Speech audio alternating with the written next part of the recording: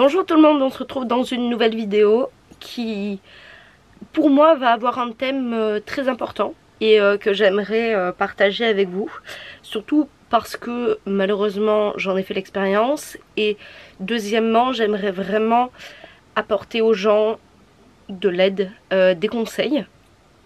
Et quand on est sur les réseaux sociaux, c'est un peu notre rôle de faire de la prévention, et c'est vrai que c'est l'heure de la rentrée et que j'ai pas mal de choses à vous dire.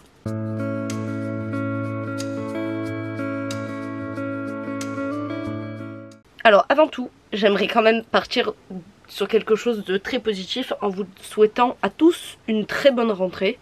Que ce soit les gens qui reprennent le boulot, que ce soit les gens qui reprennent l'école, le lycée, l'université. Passez une excellente rentrée. J'espère que tout va très bien se passer pour vous et que vous allez passer une année extraordinaire. Avant tout, ça c'est vraiment le message positif de cette rentrée. C'est vraiment, je vous souhaite de réussir tout ce que vous entreprenez. Mais le sujet de la vidéo est un peu plus sombre que ça, puisque j'ai décidé de parler du harcèlement moral dans le milieu scolaire ou même dans le milieu de l'entreprise, parce que c'est quelque chose que je subis, que j'ai subi, et j'aimerais voilà, vraiment donner la voix aux gens qui osent pas vraiment dire des choses et les accompagner. C'est vraiment, j'aimerais vraiment faire ça, j'aimerais vraiment que cette vidéo fonctionne pour que ma voix puisse être entendue pour tous les gens qui n'ont jamais osé parler de ce qu'ils ont subi ou de ce qu'ils subissent à l'heure actuelle. Avant tout, j'ai conscience que la rentrée donne une dose de stress qui est énorme. Puisque vous allez vous retrouver, pour certains, dans un nouveau lycée, vous allez vous retrouver dans une nouvelle classe, vous allez vous retrouver souvent avec des gens que vous appréciez mais aussi que vous n'appréciez pas. Il va falloir se remettre dans le rythme. Vous allez retrouver des professeurs gênants ou des collègues de boulot avec qui vous ne vous entendez pas. Et ne vous inquiétez pas, ce n'est pas grave, ça arrive à tout le monde. Enfin, on peut pas plaire à tout le monde. Donc c'est quelque chose de parfaitement normal. Il faut pas s'inquiéter par rapport à ça. Mais c'est vrai que ça peut être très pénalisant au cours de l'année scolaire. Vous allez faire aussi de nouvelles rencontres. Et dans ces nouvelles rencontres, vous allez vous apercevoir que vous allez peut-être ne pas plaire. Vous allez peut-être ne pas avoir les mêmes centres d'intérêt que les gens. Et vous allez peut-être même comprendre que vous avez vraiment aucun point commun avec eux. Et c'est quelque chose qui n'est pas grave, puisque comme je le répète encore une fois, vous ne pouvez pas plaire à tout le monde. Donc eux peuvent aussi ne pas vous plaire. Faire de la prévention par rapport à ça, ce n'est pas parce qu'une personne est différente de vous qu'elle ne mérite pas le respect. Voilà. Ou toi, personne qui subit, tu n'es pas digne de recevoir des réflexions. Ça, il faut vraiment se le mettre dans la tête. En plus de la dose de stress qui du coup accompagne la rentrée, vous avez, pour les gens qui ont déjà du harcèlement scolaire, vous allez aussi avoir des peurs. Donc vous allez avoir peur que tout recommence comme l'année précédente. Vous allez avoir peur de vouloir parler de vos peurs justement et de vos problèmes à un adulte, à des professeurs, à du personnel étant capable de pouvoir peut-être vous orienter vers quelque chose de mieux. Et vous avez peur aussi peut-être potentiellement de ne pas retrouver les mêmes repères que l'année précédente. Donc ça c'est des choses qui pour moi, les deux parties que je viens d'énoncer sont des choses qui sont normales d'avoir peur. L'humain a peur, et l'humain a peur de l'inconnu en fait. Donc c'est normal d'avoir peur, c'est normal de stresser. Mais si jamais vous êtes dans le cas de figure où vous avez peur que des choses recommencent, que vous vous retrouvez avec des gens que vous ne supportiez déjà pas l'année dernière, ou des gens qui vous ont harcelé l'année dernière, parlez-en. Parlez-en à vos parents. Si les parents ne vous écoutent pas, parlez-en à la vie scolaire. Parlez-en à la CPE. Parlez-en aux surveillants. Parlez-en aux professeurs. N'ayez pas peur d'en parler.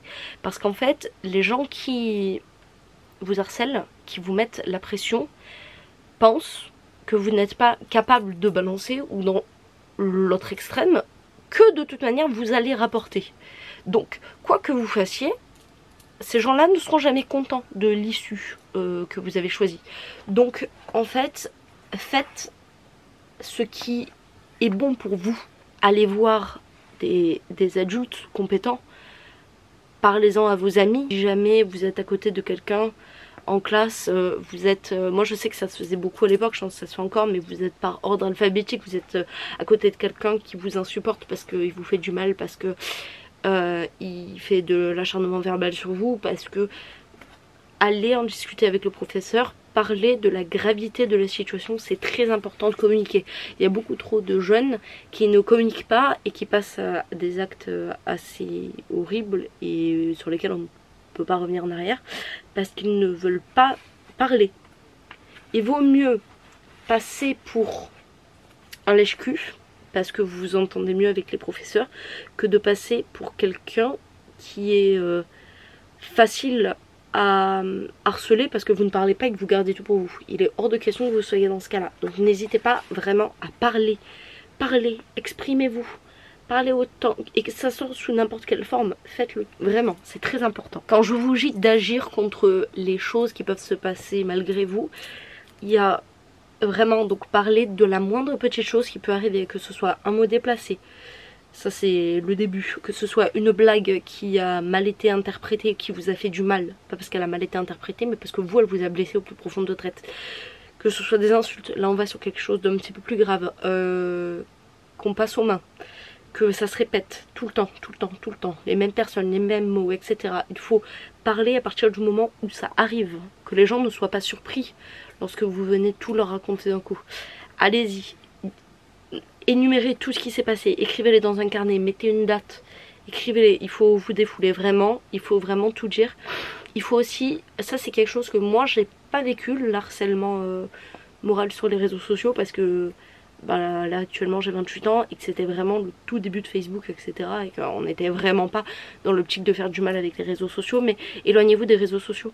Ce n'est pas parce que vous n'êtes pas sur un réseau social que vous êtes quelqu'un d'arriéré. Si le but de la manœuvre c'est de vous protéger, protégez-vous. Retirez Instagram, retirez TikTok, retirez Facebook, retirez Snap, WhatsApp. Si jamais, j'ai vu qu'il y a beaucoup de groupes maintenant de classe qui passaient par WhatsApp pour faire passer les informations, etc.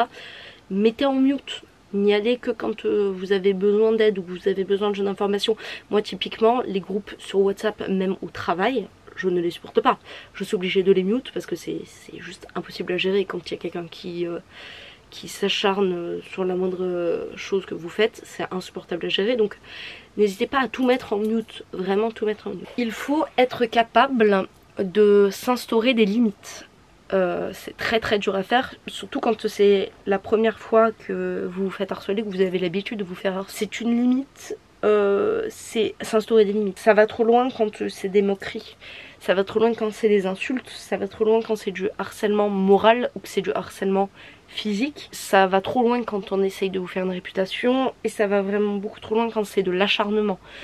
N'hésitez pas, avant même que ça arrive, si vous savez que ça va arriver, etc., vous mettre une limite. Vous dire, cette année, l'année dernière j'ai subi ça et ça. Cette année, je vais agir à partir du moment où il va se passer ça.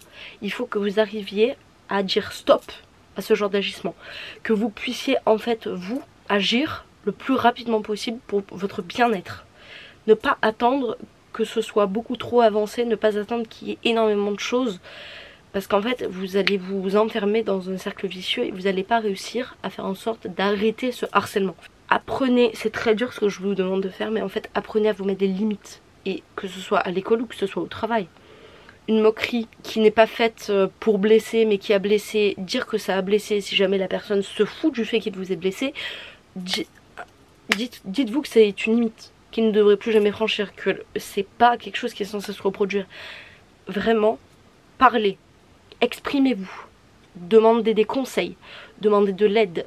Si jamais vous n'arrivez pas à demander de l'aide à vos parents vraiment, ou à l'école, ou que ce soit l'inverse, si vous n'arrivez pas à demander de l'aide à l'école, demandez à vos parents d'agir.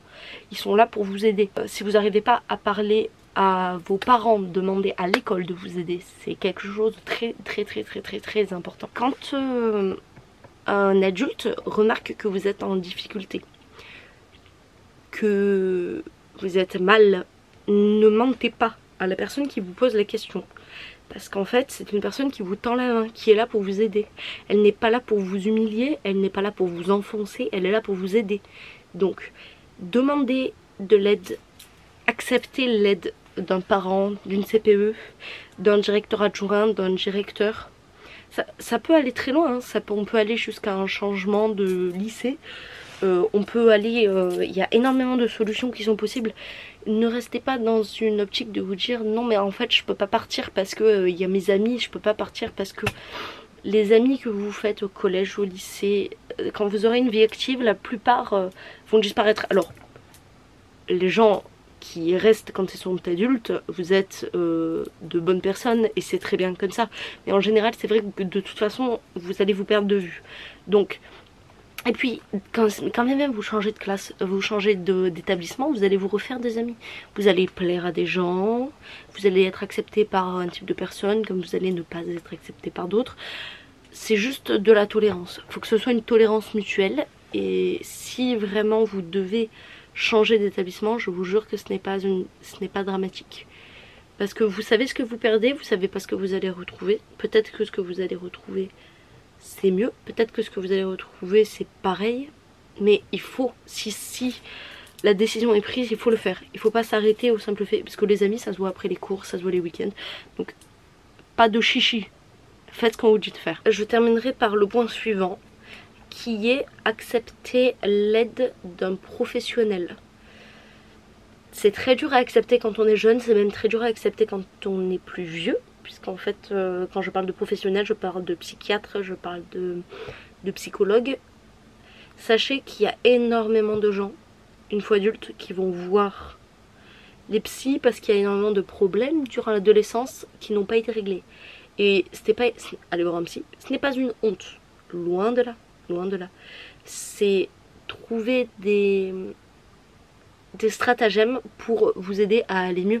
C'est trouver des stratagèmes qui vont vous permettre de ne plus avoir d'idées noires, de voir la beauté de la vie sous certains angles et dans des situations où vous serez peut-être incapable de le voir.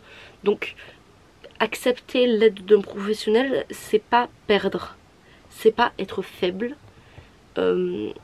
c'est être consciencieux et vouloir prendre soin de la personne qu'on est sans faire attention au regard des autres. Et c'est quelque chose de très important, et si vous arrivez à le faire, vous êtes déjà quelqu'un de très fort psychologiquement. J'ai conscience que aller voir un psy c'est quelque chose de très compliqué à faire, parce que même moi j'ai mis des années à aller voir un psy et au final toujours vivante. Je vais un petit peu mieux que ce que j'allais quand j'étais au plus bas, donc il faut surtout pas hésiter à demander des rendez-vous. Après, pour trouver un psy, j'ai conscience que les psys ça coûte quand même relativement cher, mais vous êtes dans le cas où vous êtes encore un adolescent, donc vous n'êtes pas adulte, et vous pouvez trouver des psychiatres, des psychologues gratuitement. Déjà il me semble que dans les lycées, collèges, il y a peut-être moyen d'avoir une psy qui vient, enfin moi je sais que j'avais quelqu'un qui venait voir de temps en temps. Essayez peut-être, je vous dis peut-être n'importe quoi, peut-être la mission locale peut vous accompagner, je crois que c'est de 16 à 25 ans, donc vous pouvez peut-être aller voir pour avoir rendez-vous avec un psy. Je pense que les pédopsychiatres peuvent être remboursés si jamais vous arrivez à en trouver, donc il y a toujours des solutions. Se cacher derrière l'argent, c'est pas non plus c'est pas une bonne excuse, parce que vous pouvez peut-être toujours trouver des subterfuges pour vous débrouiller. Si jamais vous trouvez pas de gens, de professionnels disponibles sur des créneaux qui vous intéressent, n'oubliez pas que maintenant vous avez des psychologues qui vous suivent par visioconférence. Surtout ne pas hésiter à vraiment lâcher tout ce que vous devez lâcher. Je dirais que c'est la fin de la vidéo, j'ai dit tout ce que j'avais à dire et ne vous inquiétez pas, quand on se fait harceler c'est quelque chose qui est très dur à gérer, mais dites-vous qu'à un moment donné ça a fini par s'arrêter, que vous allez trouver votre place, que vous allez trouver l'endroit où vous vous sentez bien, les gens qui vous acceptent, les gens que vous aimez et que vraiment tout va se tasser. Quand on est jeune et con et plus on avance et plus on est sur des générations de gens qui n'ont plus du tout de notion de respect, de tolérance, etc. Et même si c'est un mauvais moment à passer, ça finira toujours par s'en aller, vous allez aller de l'avant et vous allez aller mieux. Vraiment, ne vous inquiétez pas pour ça. Je vous jure que ça ira mieux. Donc cette vidéo a permis de j'espère d'aider des gens. Si jamais vous avez des témoignages à laisser, laissez-les en commentaire en dessous. Je serais ravie de vous donner des conseils. Je serai même la première à vous donner des conseils et à y répondre. Vous pouvez le faire de manière anonyme.